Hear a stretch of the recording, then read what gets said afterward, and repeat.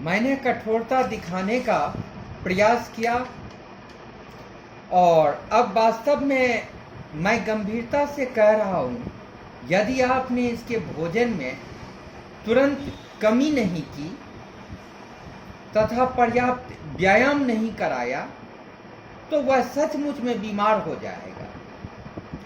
आपको अपने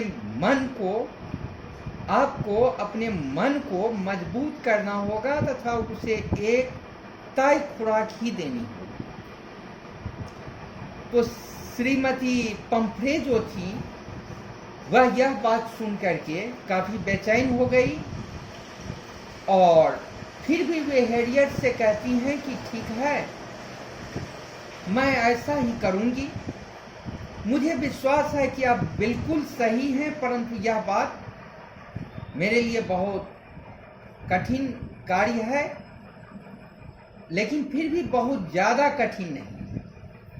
वह चल पड़ी, अपने सिर को झुकाए सड़क के किनारे किनारे, जैसे उसने तय कर लिया हो कि वह अपने नए नियम को तुरंत अमल में लाएंगी।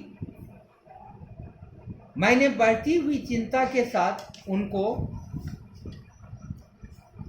जाते हुए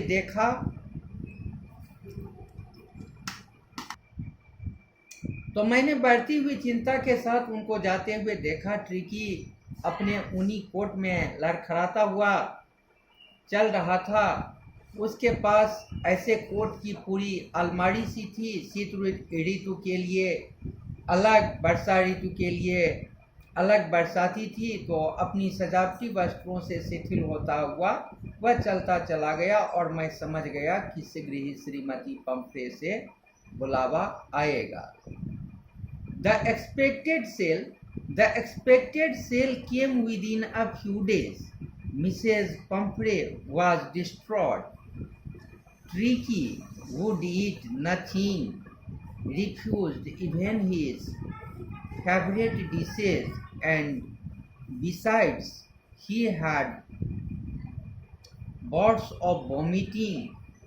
He spent all his time lying on a rug, panting, didn't want to go for walks, didn't want to do anything.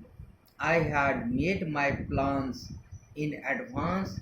The only way was to get Tricky out of the house for a period. I suggested that he be hospitalized for about a fortnight to be kept under observation.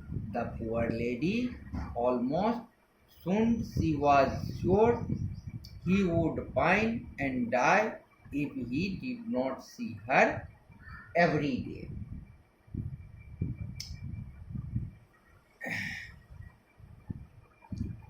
तो अपेक्षित बुलावा कुछ दिनों के अंदर ही आ गया। Shrimati Pomfrey काफ़ी दुखी थी।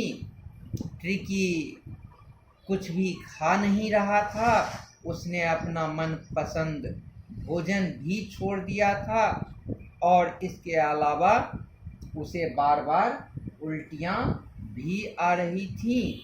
वह अपना सारा समय कालीन पर लेटकर हाँफते हुए व्यतीत कर रहा था। वह न तो घूमने जाना चाहता था और न ही कुछ करना ही। तो मैंने अपना योजना पहले ही बना लिया था।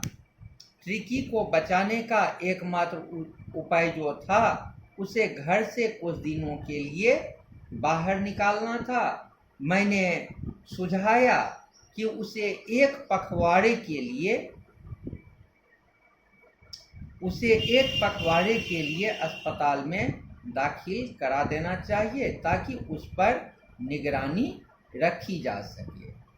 तो बेचारी श्रीमती पंफ्रे लगभग बेहोश ही हो गई। यह बात सुन करके वो काफ़ी बेहोश हो गई, क्योंकि उनको पूरा विश्वास था कि यदि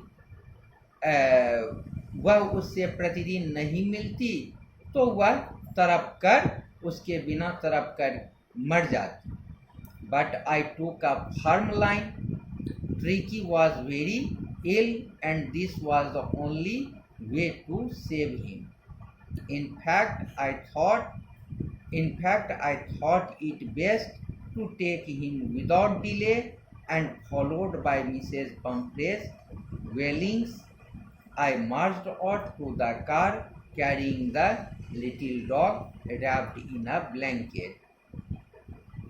The entire staff was roused, and maids rushed in and out, bringing his day bed, his night bed, favorite cushions, toys, and rubber rings, breakfast ball, lunch ball, supper ball. So, realizing that my car would never hold all the stuff, I started to drive away. As I moved off, Mrs. Pumphrey, with her despairing cry, threw an armful of the little coats through through the window. I looked in the mirror before I turned the corner of the drive. Everybody was in tears. Out on the road, I glanced down at the pathetic little animal gasping on the seat by my side. I patted the head, and Tricky made a brave effort to wag his tail. Poor old lad, I said, you haven't a kick in you, but I think I know a cure for. तो लेकिन मैंने कठोर रुख बनाए रखा। Tricky बहुत बीमार था और उसे बचाने का यही एकमात्र तरीका था। मैंने यही उचित समझा कि बगैर देरी के उसे वहाँ से ले जाया जाए। किसी भी तरह से उसे जल्दी से जल्दी वहाँ से ले जाया जाए। उस छोटे से कुत्ते को एक कंबल में लपेटकर मैं जब अपनी कार की तरफ बढ़ा तो श्रीमती पंफ्रे विलाप करती हुई मेरे पीछे चल पड़ी। सभी कर्मचारी जग गए और नौकरानियां सब जो थी, मेड सब जो थी, वो सब ट्रिकी के दिन के बिस्तर या रात के बिस्तर, पसंदीदा गद्दे, खिलौने तथा रबर की वस्तुएं, नाश्ते के कटोरे, खाने के कटोरे, रात के भोजन के कटोरे उठाकर अंदर से बाहर ला रही थी। यह अनुभव करते हुए कि ये सभी वस्तुएं मेरी कार में समा नहीं पाएगी, मैंने कार चलाना शुरू कर दिया। जैसे ही मैं चला, श्रीमती पंफ्रे ने एक निराश भरी चीख के साथ बाजुओं में भर के छोटे छोटे कोट को मेरी कार की खिड़की से अंदर फेंक दिया। कोने से मुड़ने से पहले मैंने शीशे में देखा, सभी रो रहे थे। सड़क पर आकर मैंने उस दयनीय प्राणी पर निगाह डाली जो मेरी बगल की सीट पर बैठा लंबी लंबी सांस ले रहा था।